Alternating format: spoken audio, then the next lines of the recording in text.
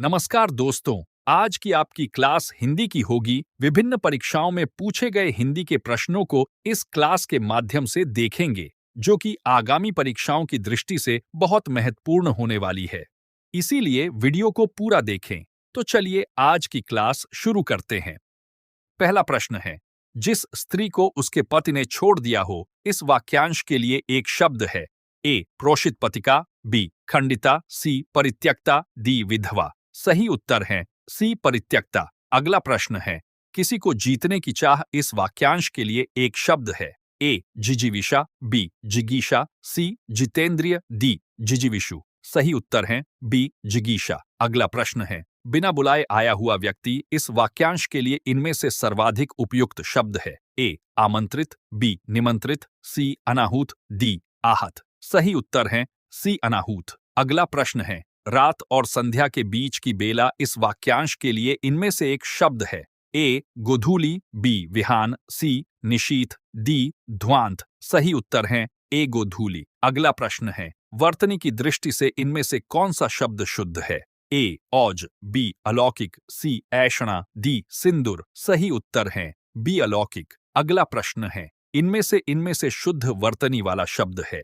ए कृशांगी, B तिथि, सी निरोग, D पत्नी। सही उत्तर है ए कृशांगी। अगला प्रश्न है, वर्तनी की दृष्टि से शुद्ध शब्द है। ए गुरु, बी ऐतिहासिक, सी कृपया, डी मिष्ठान्न। सही उत्तर है बी ऐतिहासिक। अगला प्रश्न है, इनमें से वर्तनी की दृष्टि से अशुद्ध शब्द है। ए आदृत, बी त्रिकोण, सी उऋण, डी दृश्य। सही उत्तर है सी उऋण। अगला प्रश्न है, इनमें से शुद्ध वाक्य है। ए प्रेम करना तलवार की नोक पर चलना है, बी सभी सदस्य अपनी राय दें, सी छात्रों ने अपनी हिम्मत नहीं हारी, डी वह 20 दिन तक भूखा रहा। सही उत्तर है डी वह 20 दिन तक भूखा रहा। अगला प्रश्न है, निम्नलिखित में से शुद्ध वाक्य है। ए वे बड़े सज्जन व्यक्ति हैं, बी वह घोड़े में सवार था, सी अनेक बार देख चुका हूं, डी तुम्हारे से कोई काम नहीं हो सकता। सही उत्तर है सी अनेक बार देख चुका हूं। अगला प्रश्न है, इनमें से अशुद्ध वाक्य कौन सा है। ए निराशा की किरणें छाई हुई हैं, बी मैंने 100 रुपये का टिकट खरीदा, सी श्री राम सिंह मेरे पिता हैं, डी उसने मोती का एक हार खरीदा। सही उत्तर है ए निराशा की किरणें छाई हुई हैं। अगला प्रश्न है, इनमें से अशुद्ध वाक्य कौन सा है। ए पद्य के चौथाई भाग को चरण कहते हैं, बी वीरता मनुष्य का गुण है, सी वह स्त्री अपराधी है, डी वह नगर दर्शनीय है। सही उत्तर है सी वह स्त्री अपराधी है। अगला प्रश्न है, इनमें से किस शब्द की वर्तनी अशुद्ध है। ए वर्ण, बी त्योहार, सी परीक्षा, डी सम्राट।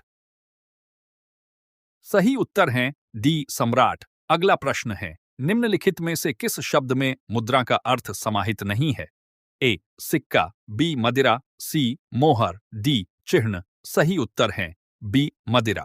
अगला प्रश्न है, निशाचर का अर्थ समाहित नहीं है। ए राक्षस में, बी प्रेत में, सी चोर में, डी निशान में। सही उत्तर है डी निशान में। अगला प्रश्न है, अक्षण भर में नष्ट होने वाला वाक्यांश के लिए एक उपयुक्त शब्द है।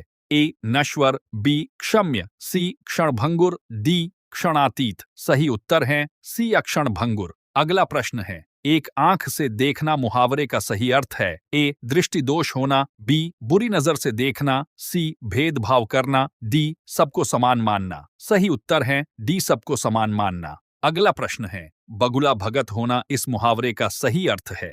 ए चापलूस व्यक्ति, बी स्वार्थ सिद्ध करना, सी पाखंडी होना, डी ध्यानस्थ व्यक्ति। सही उत्तर है सी पाखंडी होना। अगला प्रश्न है, आंख के अंधे गांठ के पूरे लोकोक्ति का अर्थ है। ए मूर्ख व्यक्ति, बी अंधा व्यक्ति, सी धनवान, डी मूर्ख धनवान। सही उत्तर है डी मूर्ख धनवान। अगला प्रश्न है, सही विकल्प का चयन करके अधूरी लोकोक्ति को पूरा कीजिए। जहां देखी तवा परात खाली स्थान, ए वहीं गुजारी सारी रात, बी वहीं पकाया दाल भात, सी वहीं जमा दी सारी बारात, डी जीमन लागी सारी बारात। सही उत्तर है ए वहीं गुजारी सारी रात। अगला प्रश्न है, पट्टी पढ़ाना मुहावरे का अर्थ है। ए शिक्षा देना, बी बुरी राय देना, सी किताब देना, डी लकड़ी से पढ़ाना। सही उत्तर है बी बुरी राय देना। अगला प्रश्न है, कुआं खोदना मुहावरे का इनमें से सर्वाधिक उपयुक्त अर्थ है? ए. कठिन परिश्रम करना, बी. शक्ति का प्रदर्शन करना, सी. हानि पहुंचाने का यत्न करना, डी. संकट मोल लेना। सही उत्तर है सी. हानि पहुंचाने का यत्न करना।